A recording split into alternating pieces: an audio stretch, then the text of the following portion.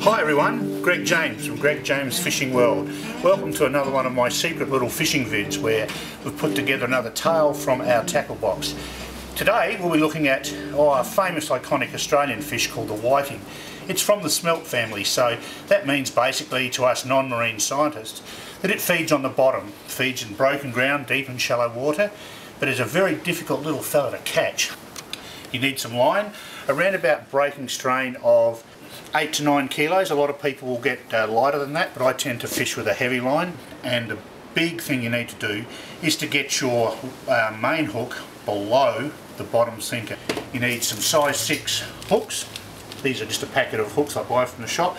I go for a long shank hook and some red beads. You need a running sinker. In this case today I've decided a ball sinker. That's a couple of ounces that'll run on the bottom. Whiting like a moving bait. That's another tip. So this round little baby will run along the bottom from your boat or from the jetty or off the beach if you're fishing from there, and it'll move in the current and the tide over the eddies of the sand. When you're fishing for whiting, you tend to fish onto the sandy broken ground amongst the tapeweed and the ribbonweed, and not so much in the rocky areas like you would for snapper or sweep or trevally. So grab your piece of line. In goes the line into the sinker.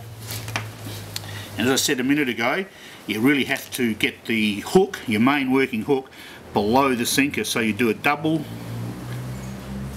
half hitch knot. There I go on my half hitches again, but goes around itself twice. You pull it just like that. See how it's doing that beautiful little knot there? That will never come apart. The line will break before that does. You actually just pull it tight at the other end, the loose end if you like, and that's done. Grab yourself one of these made for business fishing hooks. It's about a size 6 hook. The size of the hook, or the shank, is the distance between the pointy end, the business end, and the actual shaft itself. Go back to your loop, grab your fishing hook, just basically put it through itself over there like that, thread it through.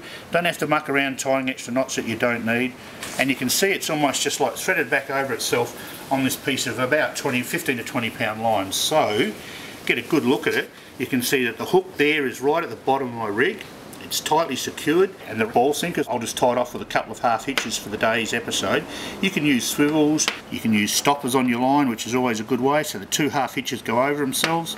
We've actually got a ripper little rig for whiting off the beach or out of the boat. If you want to double your chances, you can add another hook above the sinker. Again, you do your loop with a double half hitch.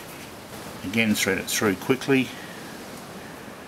And you've got a neat little whiting rig that's only taken, well, probably a couple of minutes to make. So there you have it. You've got one hook that runs right out the bottom. That's almost 1/3 of a metre, which will flop around very much closer to the bottom than otherwise this one, because your line will then naturally run back to the jetty or the boat or on the beach even.